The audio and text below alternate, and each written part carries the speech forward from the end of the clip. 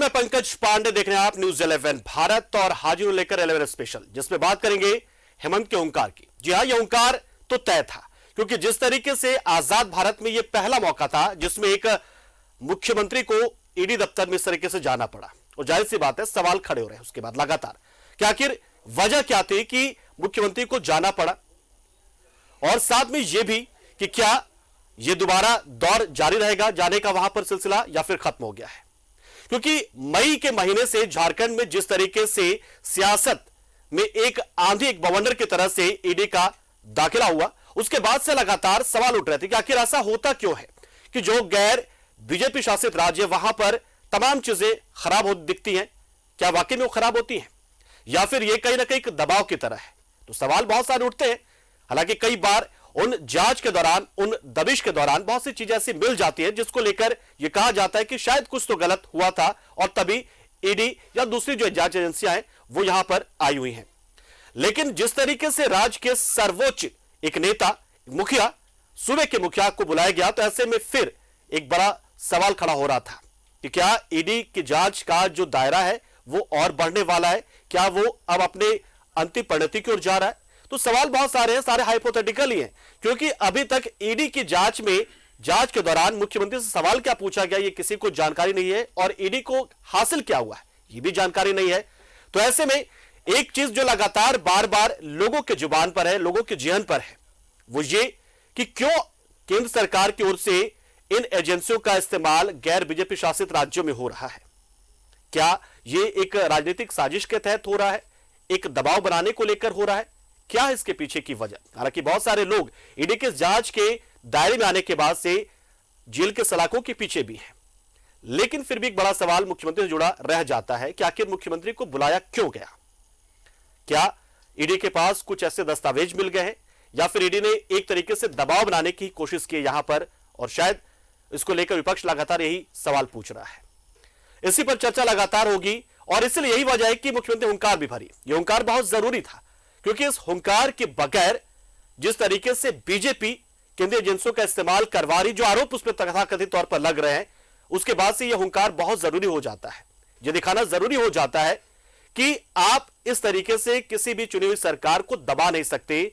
जनता जनार्दन उसके साथ है, कार्यकर्ता साथ है, और इसलिए हुंकार बहुत जरूरी था, क्योंकि राज्य में एक स्थिर सरकार होना बहुत जरूरी होता है। यही स्थिर सरकार राज्य को आगे लेकर जाता है। दरअसल मुख्यमंत्री हेमंत सोरेन ने एक बार फिर हुंकार भरी। सीएम आवास में कार्यकर्ताओं को संबोधित करते हुए ईडी के सवालों का जिक्र किया, साथ ही कहा कि ईडी को जांच में सहयोग के लिए वो तैयार है, लेकिन एक तरफा कार्रवाई होगी तो विरोध होगा। सीएम ने सभी नेता और कार्यकर्ताओं को अपने अपने क्षेत्र में लौटने को कहा है। एक रिपोर्ट हम आपको दिखाते हैं, उसके बाद खास मेहमानों के साथ इस पर चर्चा भी करेंगे कि इस पूछताछ का मतलब क्या था, मकसद क्या था, मायने इसका क्या था, और अब सीएम ने हुंकार भरी है तो अब आगे क्या क्या हो सकता है। एक रिपोर्ट पहले, फिर खास मेहमानों के साथ में इसी पर चर्चा। ईडी की पूछताछ के बाद हेमंत की हुंकार, ईडी के साथ बीजेपी पर बोला हमला, कहा एक तरफा कार्रवाई होगी तो होगा विरोध। अवैध खनन मामले में ईडी की 9.5 घंटे की पूछताछ के बाद मुख्यमंत्री हेमंत सोरेन ने एक बार फिर ईडी के साथ बीजेपी पर निशाना साधा। सीएम आवास में कार्यकर्ताओं को संबोधित करते हुए सीएम ने कहा कि ईडी को जांच में सहयोग करने को तैयार है, लेकिन एक तरफा कार्रवाई होगी तो विरोध होगा। हमने उनसे कहा क्या जो आरोप आपने लगाया है, क्या यह आरोप 2 साल में पूरा हो सकता है? तो उनका कहना है ये 2 साल का आरोप हमने नहीं लगाया। तो हमने ये कहा जब 2 साल का आरोप नहीं है तो 10 साल का भी तो नहीं बोलते हो भाई। हमने उनको आश्वस्त किया है, आप दूध का दूध, पानी का पानी करो। अगर आप ईमानदारी से काम करोगे तो सरकार का पूर्ण समर्थन एजेंसियों को मिलेगा, लेकिन एक पक्षीय कार्रवाई करोगे,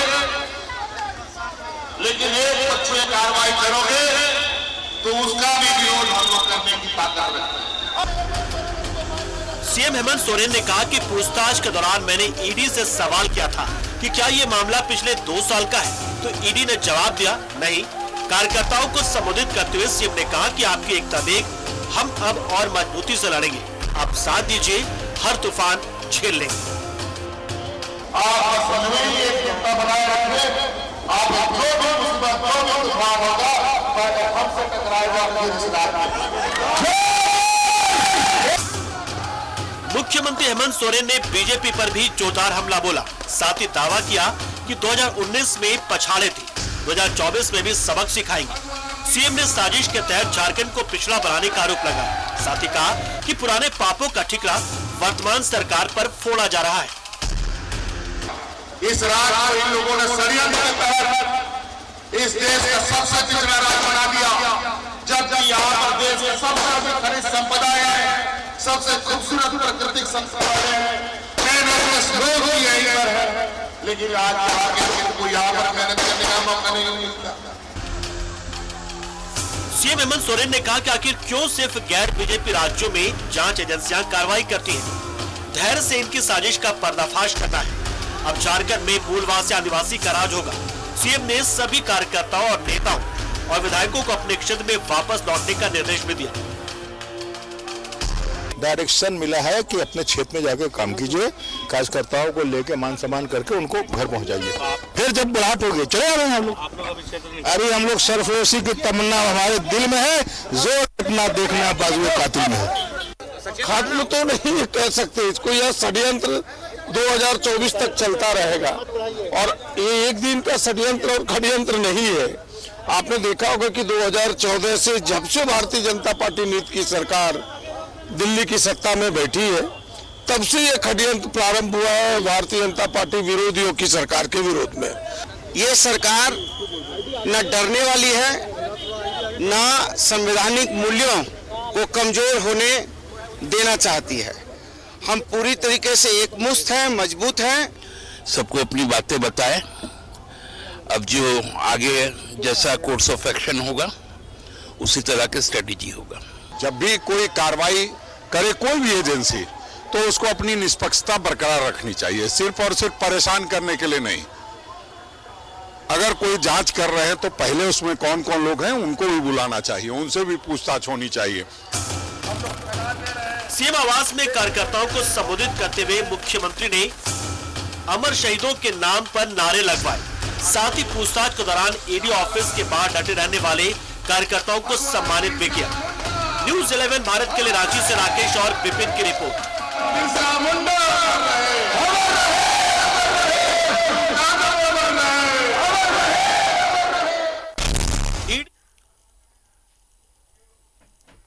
तो इस ओंकार को सुना आपने।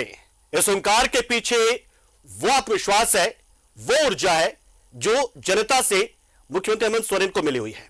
कार्यकर्ताओं की एकजुटता और यूपीए के एकजुटता से उन्हें और ताकत मिलती है और आवाज वही सुने मिलती है और उसी आवाज को वो बुलंद करते नजर आए जब हुंकार भरी सीएम आवास में कार्यकर्ताओं को संबोधित करते हुए।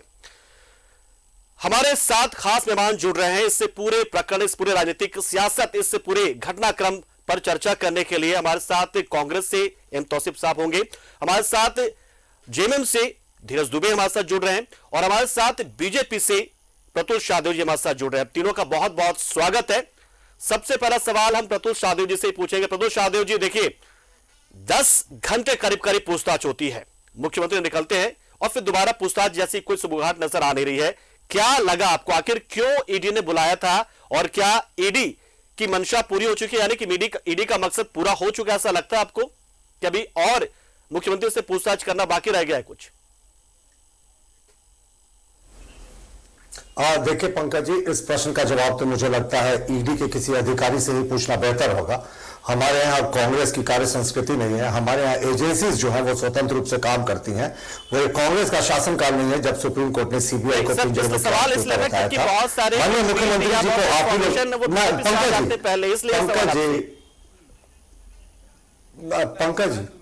पंकज जी बहुत सारे खबरें तो आप लोग भी चैनल पे दिखाते हैं, दूसरे चैनलों में भी चलते हैं, तो उसके आधार पर कोई टीका टिप्पणी करना उचित नहीं। देखिए मेरी बात खत्म होने दे, शुरू में ऐसे टोकेंगे पंकज जी तो फिर ओपनिंग रिमार्क के लिए 2-3 मिनट तो देना चाहिए। देखिए मैं कह रहा था पंकज जी कि अगर आप देखें ऑल इज वेल देखिए अब फिर कौन बोल रहा है बीच में पैनल में? आप इस तरह के डिबेट में जी प्रतुल शाहदेव जी, धीरज दुबे हमारे साथ जेएमएम से जुड़ रहे हैं इस बार, और एम तौसीफ साहब हैं कांग्रेस से हमारे साथ।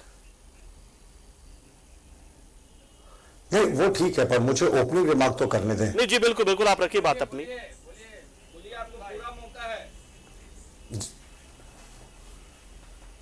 अरे ये कौन बेवकूफ को बैठा कर रखे हैं आप, जिसको बात करने की तरह से वो एंकर का रोल तो कर रहा है, बोल कह रहे हैं कहने के लिए आपको।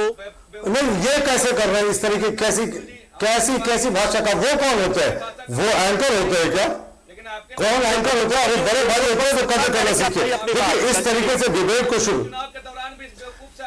अरे कहीं क्यों टोक रहे हैं? वो एंकर की भूमिका में क्यों जा रहे हैं? हम उनको आवाज पहुंचा देते हैं। जी कह रहे थे कि आप अपनी बात बोलने का सलीका और काम करने का सलीका तो भारतीय जनता पार्टी के किसी नेता में नहीं है, आपको प्रमाणित भी कर दिया। इनको बोलने दरअसल ये चैनल में बात कर रहा है, इसलिए इनको बोलने की ज्यादा इच्छा है। और हम उम्मीद करते हैं कि प्रतुल शाहदेव जी को आप लोग दोनों बोलने देंगे फिलहाल, उसके बाद हम आगे चर्चा को आगे बढ़ाएंगे। शाहदेव जी आप अपनी बात रखिए।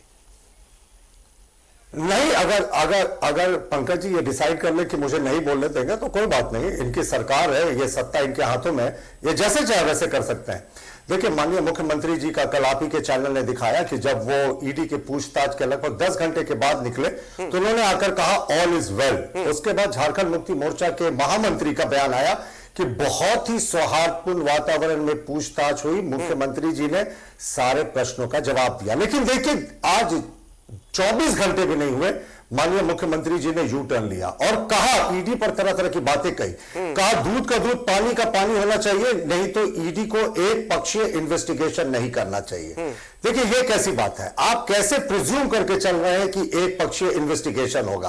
आप एक तरीके से अपने सत्ता का दुरुपयोग करके एक इन्वेस्टिगेटिंग एजेंसी को कहीं ना कहीं धौसाने की बात कर रहे हैं। ये मुझे लगता है बिल्कुल गैर उचित था।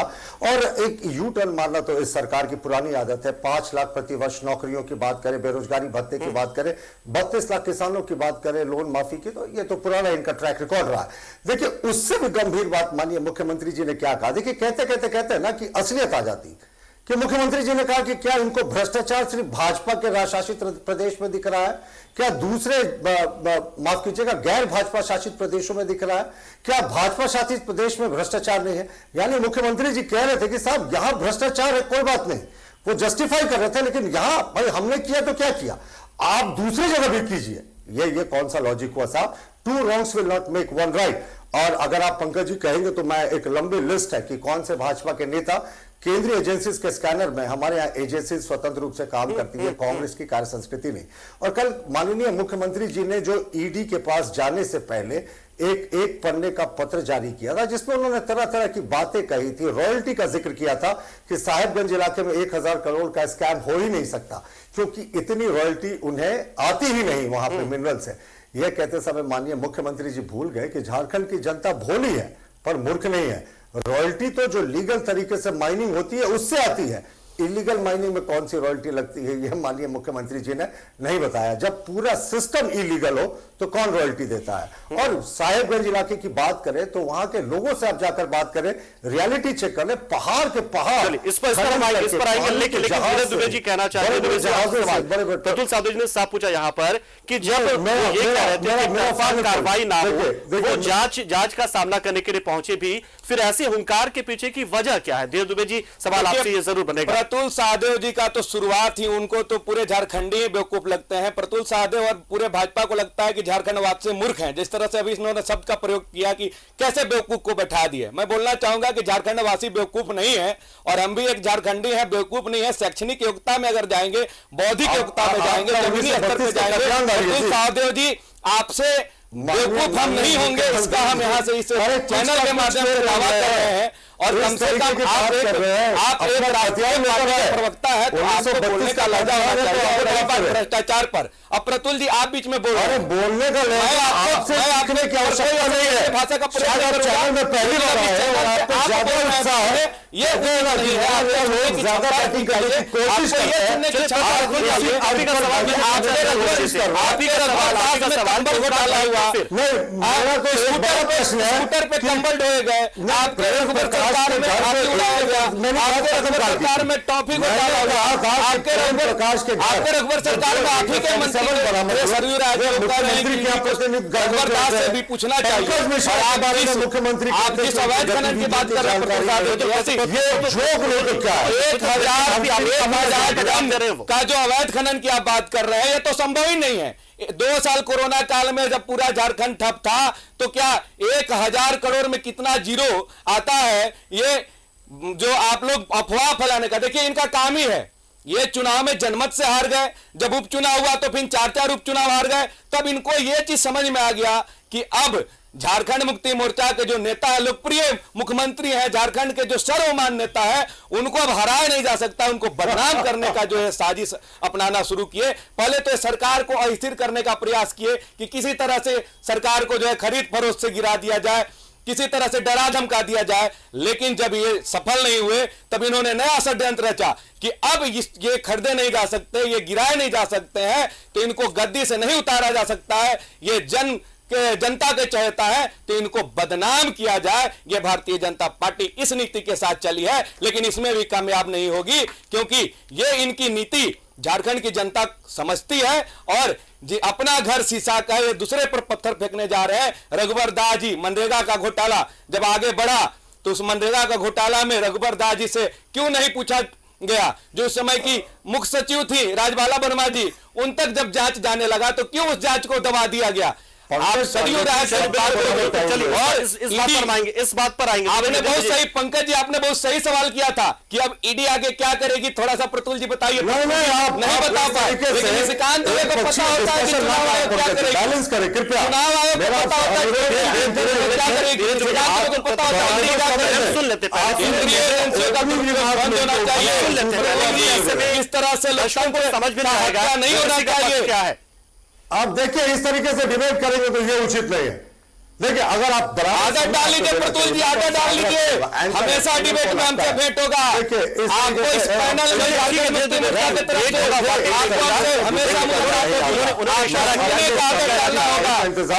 हर एक झूठ का मैं पर्दाफाश करूंगा। मैं बैठा हूं। ठीक है दुबे जी, उन्होंने इशारा किया, हम सुन लेते उनकी बात पहले, उसके बाद फिर हम आएंगे आपके पास। उन्होंने इशारा ही कहा, आप इजाजत ही मांगी है। ये प्रतुल जी अपनी बात रखें आप।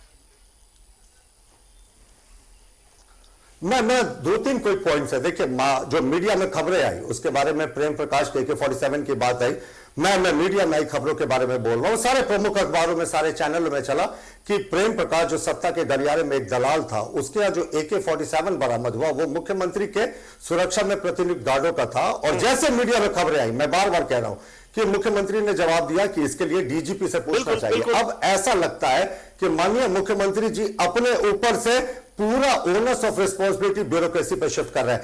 एक बार गार्डों की प्रतिनियुक्ति जब सीएम हाउस में हो जाती है, तो सीएम के सिक्योरिटी का इंचार्ज उसके लिए रिस्पॉन्सिबल होता है। जब ईडी ने सीएम के सिक्योरिटी इंचार्ज को बुलाया, तो सीएम का सिक्योरिटी इंचार्ज ने ईडी को लिखकर दे दिया कि वो इसमें हिस्सा नहीं ले सकता, उसने कारण बताया। लेकिन आप बताएं, जो सीएम हाउस में प्रतिनियुक्त गार्ड है, वो 2 गार्ड कैसे प्रेम प्रकाश एक सत्ता के दलाल की ड्यूटी कर रहे थे?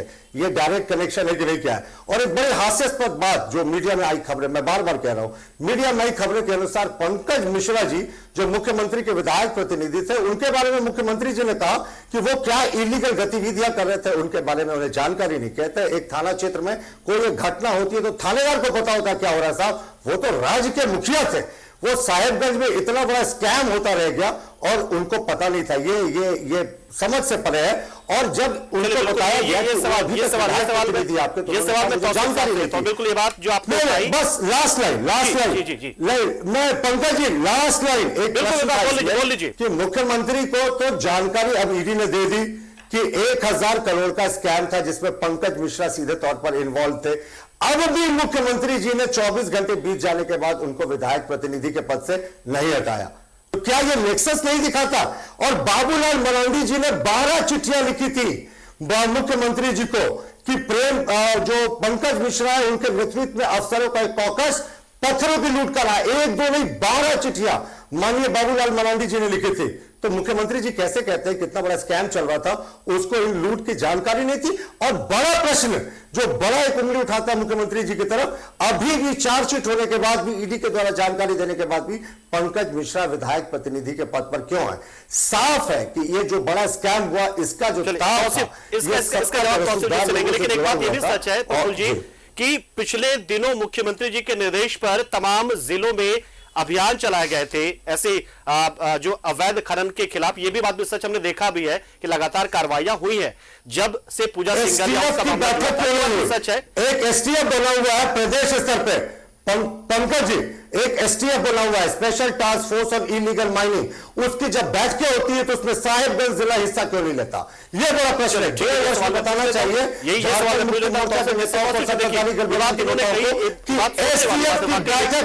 साहिबगंज का मुद्दा क्यों नहीं उठा? चलिए बात बिल्कुल तौसीफ जी से इस सवाल का जवाब। पंकज जी इसका जवाब देना चाहूंगा कि सरयू राय भी राय जी भी तो रघुवर दास को बोलते हैं, पार्टी से निष्कासित नहीं किया गया। भानु प्रताप साहब विधायक हैं, अब देखिए भानु प्रताप साहब के विधायक ईडी ने संपत्ति जब्त कर दिया है। जो दवा घोटाले का किया जा रहा है, ठुल्लू महतो पर इतना बड़ा आरोप है, ठुल्लू महतो को नहीं निष्कासित किया जा रहा है।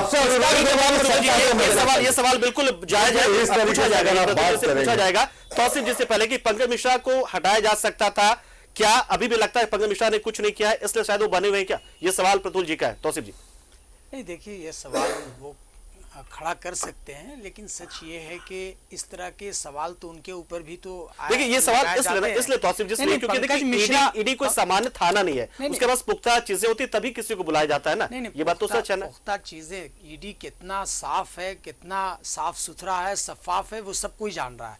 ईडी किसके इशारे पे काम कर रहा है ये भी जान रहा है, ईडी क्या कर रहा है ये भी जान रहा है, सारे लोग जान रहे हैं, ये देश की जनता जान रही है, राज्य की जनता जान रही है। तो ये पंकज मिश्रा विधायक प्रतिनिधि से वो नहीं हटे और ये तो उनके ऊपर भी क्वेश्चन है। इन्होंने सही कहा, पूछा कि डुल्लू महतो हैं और ना जाने कितने लोग हैं।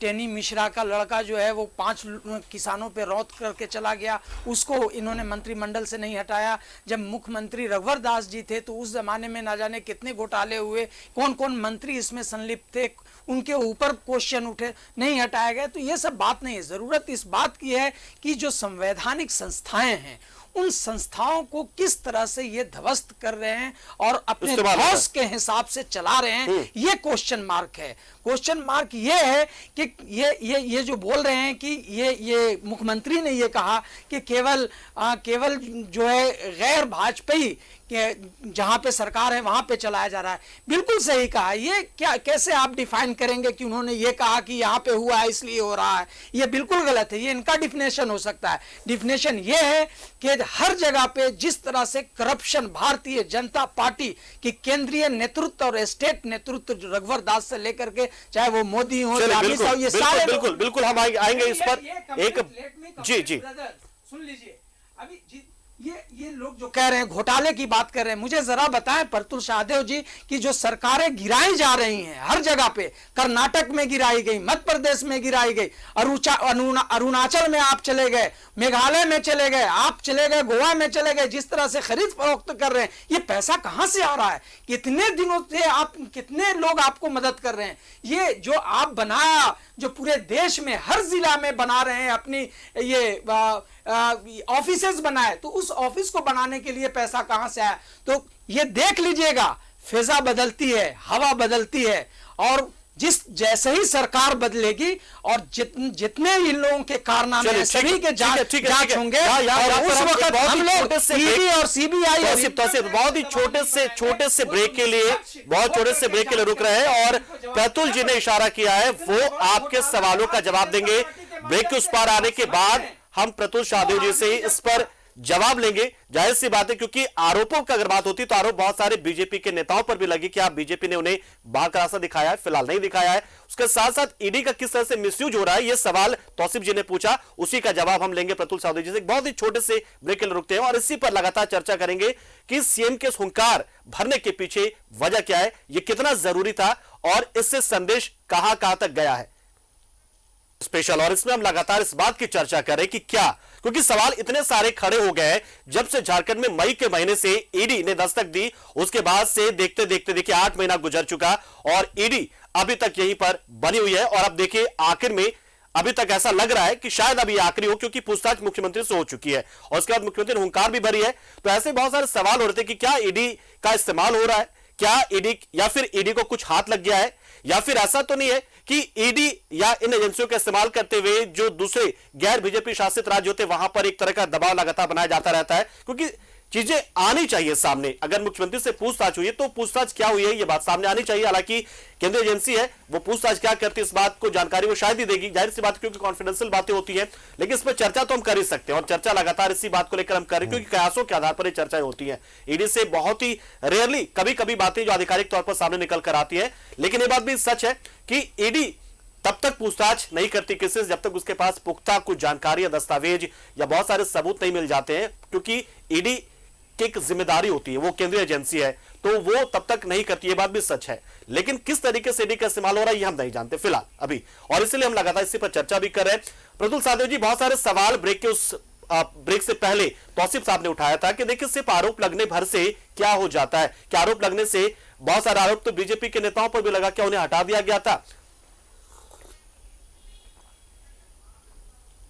देखिए ये चार्जशीटेड है पंकज मिश्रा, ईडी ने उन पर चार्जशीट किया है और अदालत ने भी उन्हें बेल नहीं दिया।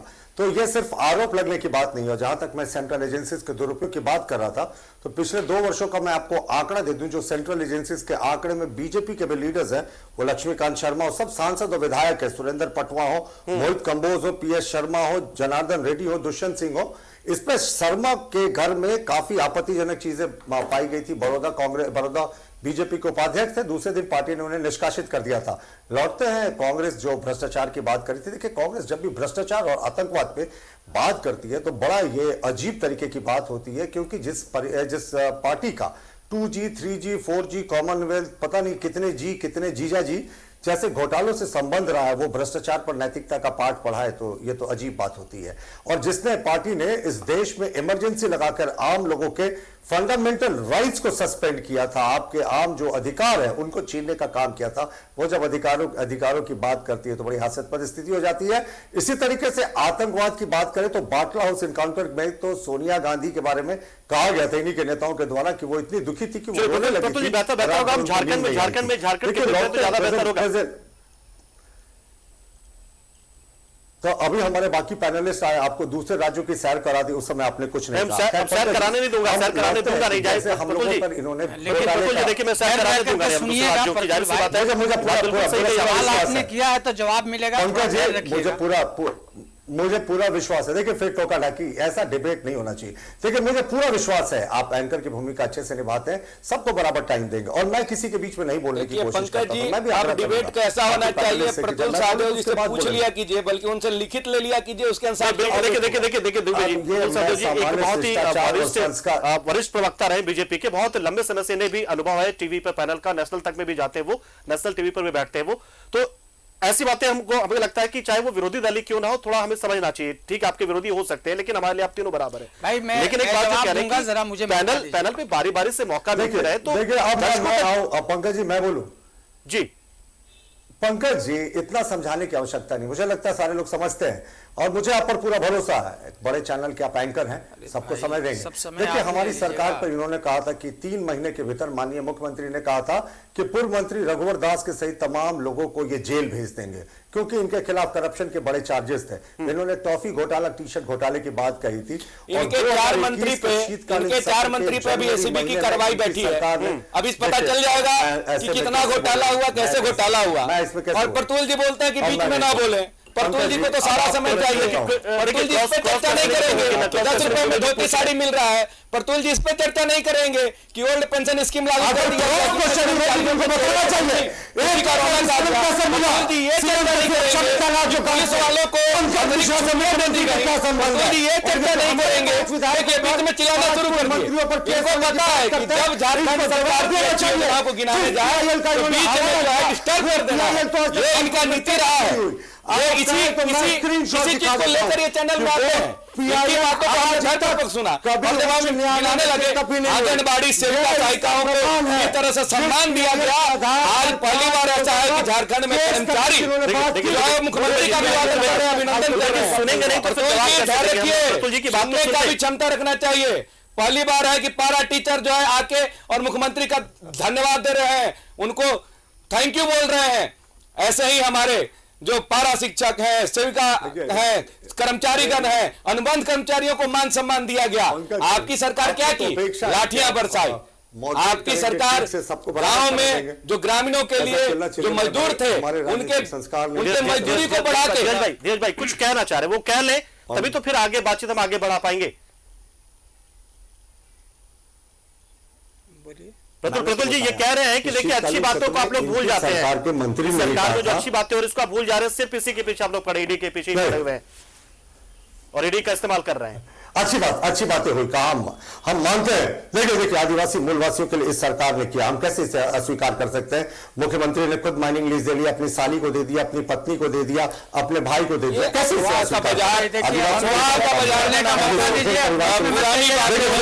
रहे हैं? पंकज जी मैं आपका कॉल छोड़ रहा हूं, ईडी सीबीआई के माध्यम से तो मैं बोलूंगा सरकार में उनको सब पंकज जी आपसे आग्रह है, सरकार उनको डिबेट में सबको अपने समय पे बोलना हुआ।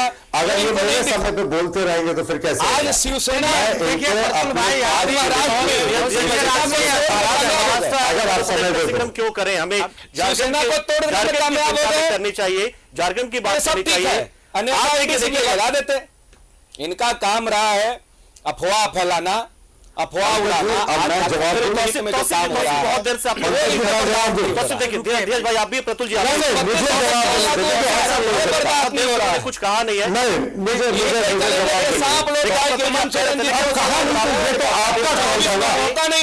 वो पता नहीं क्या बोलते रहे, वो शायद वो भी नहीं समझ रहे थे और आपने उन्हें बोलने दिया उतने देर। तो अब ये तौसीफ जी की बात कहा हो गई, हमारे 5 पूर्व मंत्रियों पर गंभीर आरोप लगे हैं, मैं उसका आपको प्रमाण सिर्फ 30 सेकंड लूंगा आपसे। देखिए सिर्फ 30 सेकंड।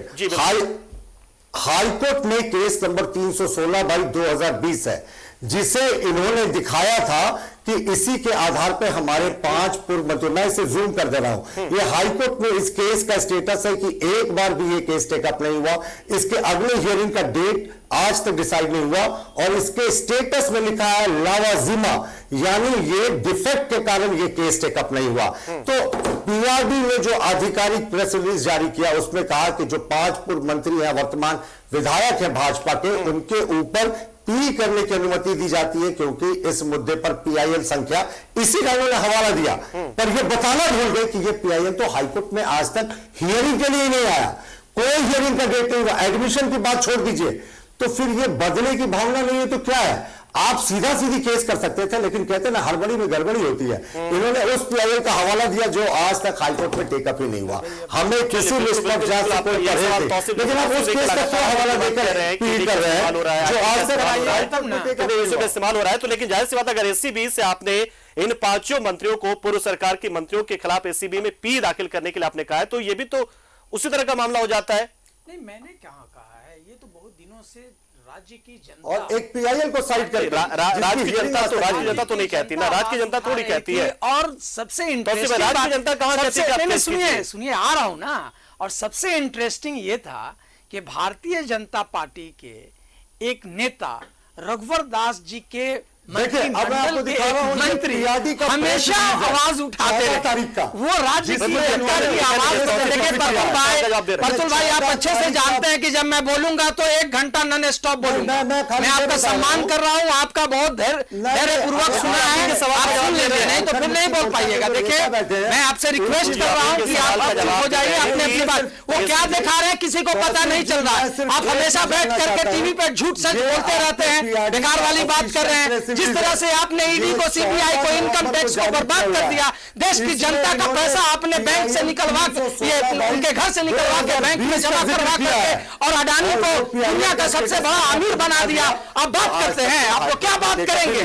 जितना बड़ा घोटाला आपने किया इस देश कभी आपको माफ नहीं कर सकती है। 2024 में आप लोग मुंह दिखाने लायक नहीं रहेंगे। और यहाँ पे भी झारखंड पे मैं आ रहा हूँ, जिस तरह से रघुवर दास के नेतृत्व में यहाँ पे घोटाला हुआ, आप जो बोरो प्लेयर को ला करके बैठाए हुए अपने विधायक दल का नेता बनाए हुए हैं, उनसे पूछिए, वो हमेशा चिल्लाते थे कि 900 करोड़ का यहाँ पे घोटाला हुआ है, 900 करोड़ का घोटाला हुआ है। उनसे बाबूलाल मरांडी जी बोलते थे। अब कहां चले गए बाबूलाल मरांडी जी? आवाज क्यों नहीं उठाते हैं? उन्हीं की बात में हम तो बोलते हैं कि 1000 से ज्यादा का घोटाला हुआ है, लेकिन 900 पे मैं बोलता हूं कि ये मोमेंटम झारखंड में जो घोटाला हुआ है उस पर भी जांच होगी। और ईडी क्यों नहीं उस पर कार्रवाई करती है? ईडी को नजर नहीं आ रहा है क्या? इनकम टैक्स क्यों नहीं जाता रघुवर दास के यहाँ? क्यों नहीं ये लोग सीबीआई पूछताछ करती रघुवर दास से और उनके मंत्रिमंडल के सहयोगी से? आप सुनिए, आपकी बात को मैंने सुना है। आप लोगों ने बर्बाद कर दिया। 17 साल तक किसने यहाँ पे शासन किया? प्रतुल साहब आप जवाब दीजिए। 17 साल में आपने कितने लोगों को रोजगार दिया? 17 साल में आपने कितने उद्योग बनाए? और 17 साल में कितना रोजगार और नौकरियां दे करके लोगों को खुशहाल की जिंदगी गुजारने के लिए आप अमल किया? आप इसका जवाब दीजिए। आप लोग, आपके पास कुछ भी नहीं है। आप जो है मिसयूज कर रहे हैं। आप एटम बम से यहाँ की राज्य की जनता को मारना चाहते हैं। आप बम और बारूद की बात हमेशा करते रहे हैं और करेंगे, चूंकि के मानने वाले आप लोग हैं। आप गांधी जी को बम और बारूद से मार दिया तो राज्य की जनता को भी मार सकते हैं। आप बैठाए हुए हैं एक आदमी को, राजभवन को भी आपने नहीं छोड़ा। राजभवन को जिस तरह से आप मिसयूज कर रहे हैं, आप पॉलिटिको गहवारा अखाड़ा बना रखा है। शर्म आनी चाहिए आप लोगों को। संवैधानिक संस्थाओं को का सम्मान नहीं कर सकते, आप लोग मिसयूज करते हैं। बैठा करके लोगों को यूज कर रहे हैं। यह संवैधानिक संस्था को बनाने में कांग्रेस का रोल रहा है। कांग्रेस ने देश को आजाद करा करके संवैधानिक संस्थाएं बनाई है, चाहे वो सीबीआई है, ईडी है, चाहे इनकम टैक्स है। ईडी को किसने पावर दिया? कांग्रेस पार्टी ने दिया।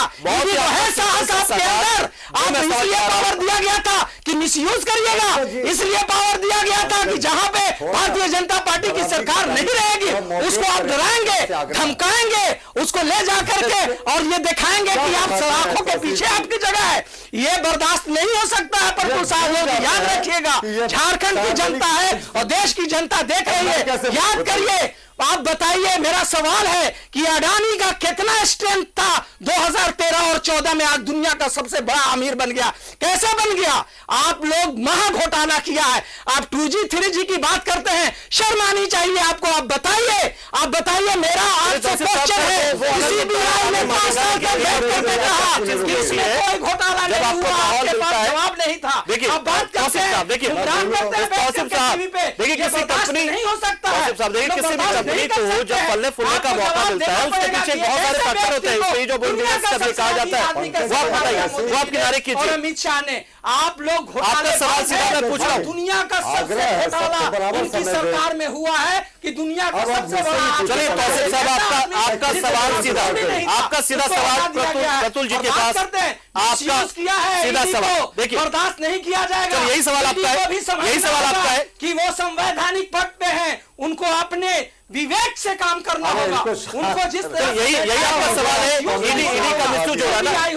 आपका सवाल तौसीफ साहब के यहाँ पे जो है उनको आप निशाना बना रहे हैं, कभी किसी को निशाना बना रहे हैं। आज मुझे आपत्ति है, उसी का जवाब हम लेते हैं ना। लगातार सीबीआई क्यों नहीं जा रहा है? तौसीफ साहब देखिए, हम डिबेट में हैं, हम किसी रैली में नहीं है। तौसीफ साहब, आप किसी रैली में नहीं है, आप जनता को संबोधित नहीं कर रहे हैं। आज भी सरजू राय का स्टेटमेंट छपा है कि कब जाएगी इनकम टैक्स। तौसीफ साहब देखिए, हम डिबेट कर रहे हैं ना।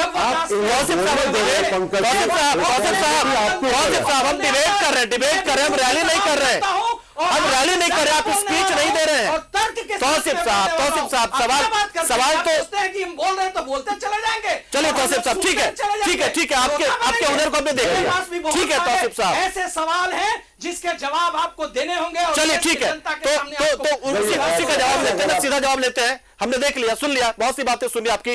देखिए सीधा सवाल जो पूछना चाहते हैं, मिसयूज आप लोग कर रहे हैं बीजेपी वाले, सीधे सवाल।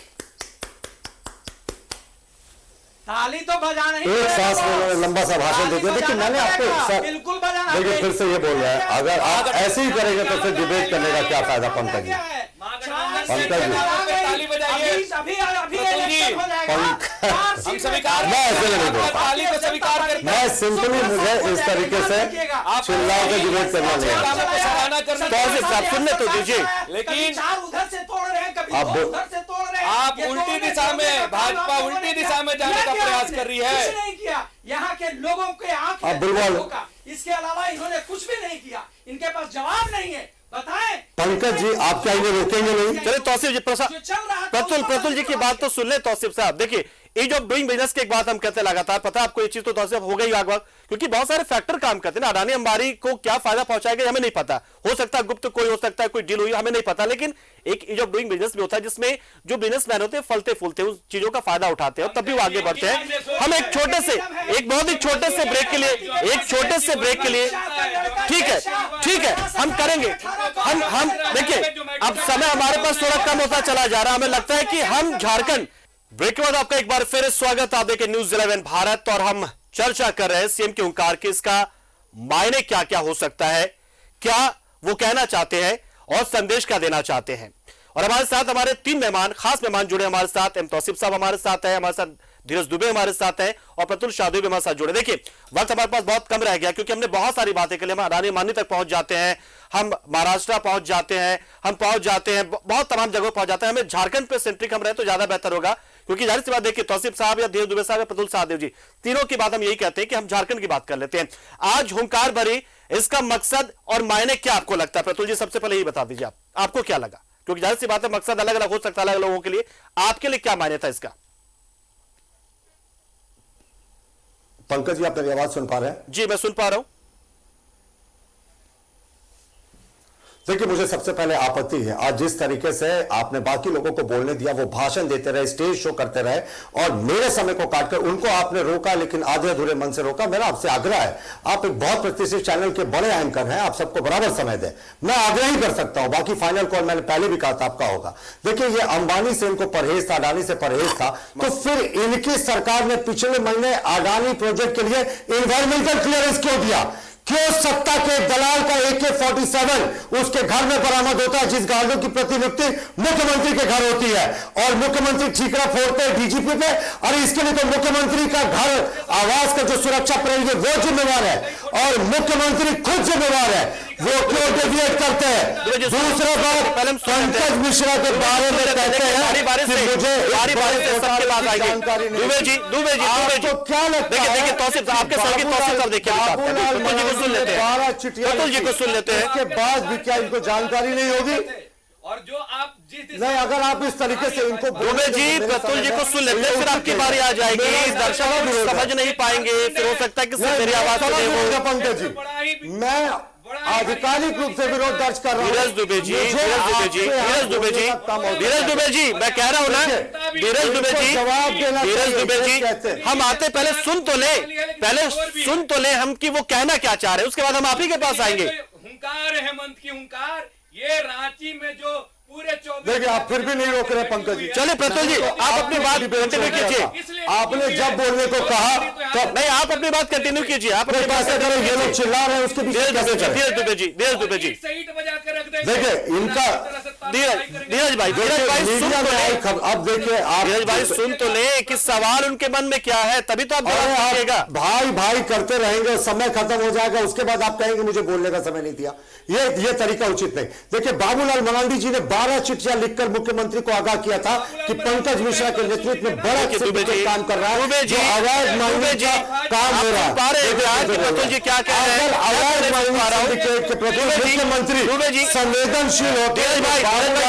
के 12 सुनिए संज्ञान लेते हैं। मैं हमें इस बात की जानकारी नहीं, मतलब हमें इसके बारे में कोई जानकारी नहीं। जब आप और इस तरीके से देखिए ठीक बोल रहे थे तौसीफ जी, नहीं, आप अगर इस तरीके से डिबेट हो तो कृपया मुझे नहीं बुलाएं। अगर आप बराबर समय देखिए मुख्य विपक्षी दल है, फिर तो मैं आप हमें अगर समय नहीं देंगे। प्रतुल जी आपको अपनी बात रखनी है, आप बात रखिए, धीरज भाई नहीं बोलेंगे, उन्होंने बोला। देखिए अमित अग्रवाल का जो मैं मीडिया में आया रिपोर्ट देख रहा था, उनका कहना था मुख्यमंत्री से काफी करीबी संबंध है। मुख्यमंत्री जी जिस तरीके से उनको डिफेंड किया, या जिस तरीके मीडिया में आई खबरों पे कह रहा हूं, पंकज मिश्रा का प्रश्न सबसे बड़ा है। उनके बारे में बाबूलाल मरांडी ने, मैं फिर से कह रहा हूं, 12 चिट्ठियां लिखी थी साहब कि पंकज मिश्रा के नेतृत्व में एक नेक्सस चल रहा है पत्थर स्टोन इलीगल माइनिंग का, और मुख्यमंत्री ने ईडी के सामने कहा मीडिया की रिपोर्ट के अनुसार कि उन्हें पता ही नहीं था ऐसा चल रहा है। 12 चिट्ठियां लिखी बाबूलाल जी ने। और क्या मुख्यमंत्री जी के लिए पॉसिबल है कि प्रदेश में 1000 करोड़ का इलीगल माइनिंग स्कैम हो गया तो वो उन्हें पता नहीं हो? मुख्यमंत्री जी टेक्निकल पक्ष पर जाकर बताने की कोशिश की कि 1000 का स्कैम क्यों नहीं हो सकता, 800 ट्रक चल रहे रजिस्टर्ड, 4000 चाहिए। वो अनरजिस्टर्ड ट्रकों की संख्या बताना भूल गए। वो बड़े पानी के जहाज के बारे में बताना भूल गए जिससे पत्थरों की इलीगल तरीके से ढुलाई हो रही थी।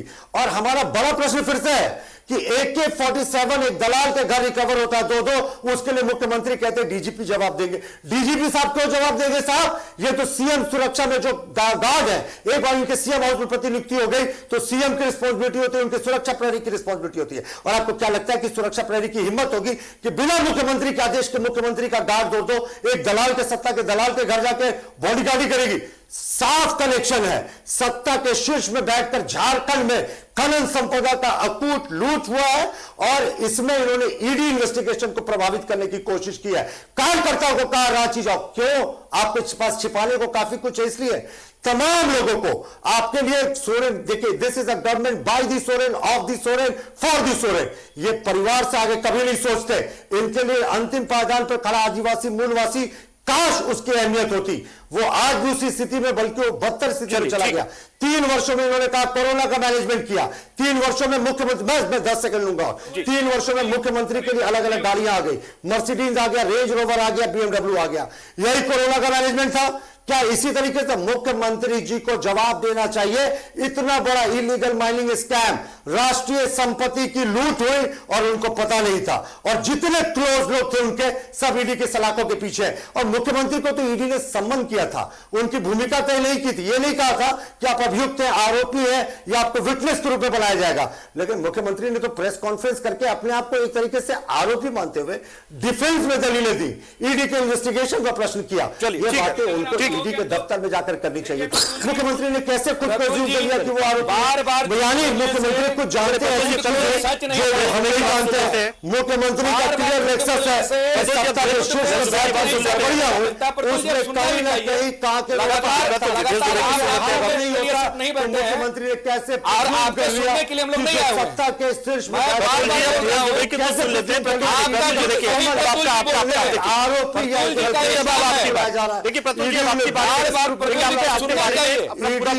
बात को भी सुनना चाहिए, सहयोग करने के लिए भी बुला सकते हैं। आप बार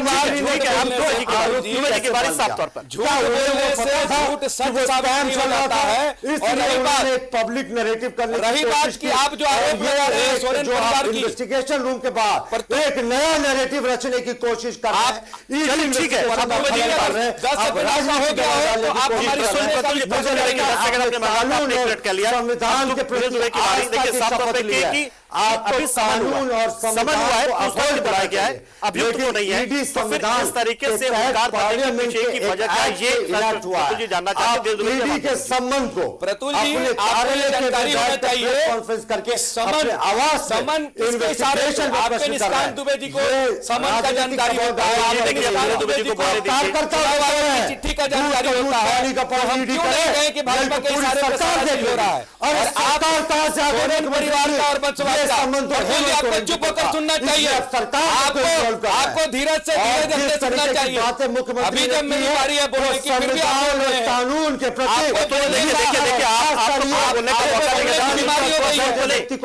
सवाल पूछ रहे हैं। अगर जब मैं बोलूं तो आपको तकलीफ हो जाती है। आज मेरे मैदान में उनकी अपनी बात रखिए। झारखंड की लड़ाई इन्वेस्टिगेशन है, झारखंड की लड़ाई को इसमें बाजू में दम दिखाना चाह रहे सोम गुरु शिबू सोरेन ने लड़ा है, झारखंड को बनाया है, और आप लोग वंशवाद की बात करते हैं, सोरेन परिवार की बात करते हैं। मैं आज आपको बताना चाहूंगा, ये लोकतंत्र है, ये कोई विरासत नहीं है, कोई राजा महाराजा नहीं है। प्रतुल साधव जी, आप जिस खानदान से आते हैं, साधव परिवार से, ये कोई राजा महाराजा का विरासत नहीं है कि उठा के और दूसरे को दे दिया जाएगा। ये लोकतंत्र है। 2019 में महागठबंधन सरकार को जनता ने वोट दिया, तब जाके झामुमो के 30 विधायक और आज कांग्रेस के 18 विधायक टोटल निर्दलीय को मिला के 52 विधायकों का समर्थन है। तो जनता वोट देकर चुनी है। ये कोई शिबू सोरेन का सिर्फ बेटा होने से मुख्यमंत्री हेमंत सोरेन जी को वोट नहीं मिल गया है। तो जनता के जनमत का अभी भी बोले जा रहे हैं, इनको शर्म आनी चाहिए। जब ये बोल रहे थे तो मैं सुन रहा था, और ये बड़े प्रवक्ता होने का दावा करते हैं। खोखला दावा बंद कीजिए, सुनने का क्षमता रखिए, सुनने का क्षमता रखना चाहिए। और आप पंकज मिश्रा की बात कर रहे हैं, आपको रघुवर दास की बात करनी चाहिए। आप जो बाबूलाल की बात कर रहे हैं, आप बाबूलाल के पुराने स्टेटमेंट निकालिए जो आपकी बोली जो अखबार में छपते थे, जो मीडिया में चलते थे, उनकी बात को सुनना चाहिए। आप जो सरयू राय आपके यहाँ के मंत्री थे, उनका ट्वीट को पढ़ा कीजिए, उनका बयान को सुनिए और इस पर अपना कार्रवाई कराइए, तब आपको समझ में आएगा क्या निकल रहा है। आप झारखंड में गलत जगह पे गलत नालियों दबा दिए हैं। झारखंड जनता है 2 दिन तक मुबारकबादी में सोकर आसमान में अपने मुख्यमंत्री के सम्मान में खड़ी रही है। आवाज ही सुनाई दी जाए इस वक्त। देखिए धीरज दुबे जी आपने अपनी बातें कर ली, आपने अपनी बातें रख ली है, प्रतुल जी ने भी अपनी बातें रख ली। एम तौसीफ साहब के पास बहुत वक्त से हम गए नहीं है, एम तौसीफ साहब की बारी। हुंकार भरा सीएम ने यहां पर हुंकार भरी है, वजह क्या है, क्यों हुंकार भरी? देखिए बौखलाहट है। भारतीय जनता पार्टी के लोगों को अपनी असलियत सच्चाई समझ में आ गई है कि जिस तरह से इस सरकार ने काम किया है पिछले 3 सालों में, जो हमने वादे किए थे उन सारे वादों को पूरा करने के कगार पे हम पहुंचे। ये लोग बोलते हैं कि कौन से वादे? 5 लाख नौकरियों का वादा पूरा हो गया, 50,000 बेरोजगारी बेरोजगार वादा गिनाएंगे, अपनी बात वादा पूरा हुआ, किसानों का कर्ज माफी का वादा पूरा हुआ। जो हमने वादा जारी कहा कि मैं किसानों को क्या हमने वादा किया था, अरे ही 1932 जो कामयान है, जो भारतीय जनता पार्टी दे रही थी, जो 17 साल में साहस नहीं दिखा सके, जिसके अंदर किसी तरह का कोई विजन नहीं था यहाँ के आदिवासी और मूल निवासी के लिए आदिवासी करती रही। इस सरकार ने 1932 के यहाँ का दर्जा दे दिया, यहाँ के मूलवासी आदिवासियों की जो सोच थी उसको पूरा किया। हमने ये वादा किया था कि आते ही यहाँ के पारा शिक्षकों की जो समस्या है उस समस्या का समाधान करेंगे। मैंने समाधान किया। हमने आंगनबाड़ी जल सहिया का जो समस्या था उनके समस्या का समाधान किया। उनके मानदेय को हमने बढ़ाया, जो ये 17 साल से नहीं कर पाए वो मैंने किया। हमने लोगों को एक मिनट पॉलिटिकल प्रेशर डालने की कोशिश कर रहे हैं, कार्यकर्ताओं का आह्वान कर रहे हैं। देखिए धन बल, संख्या बल और बहुमत बल, आपको कभी करप्शन करने की इजाजत। चलिए ठीक है तौसीफ साहब, और वहां पे जाकर के जो उनकी समस्या थी उसको सुन करके यही वहीं पे समाधान कुल मिलाकर करना पड़ेगा क्योंकि आरोप लगे, आरोपों की जांच हो रही, ईडी जांच करी है।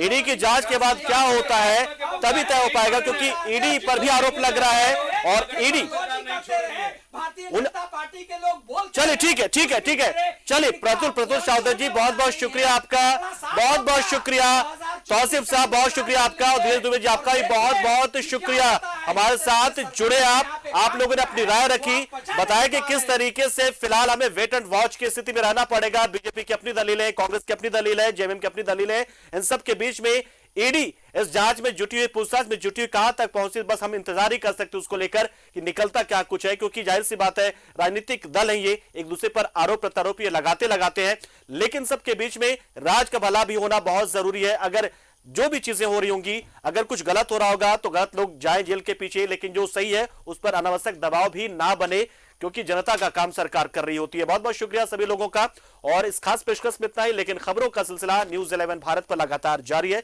बने रहिए हमारे साथ। नमस्कार।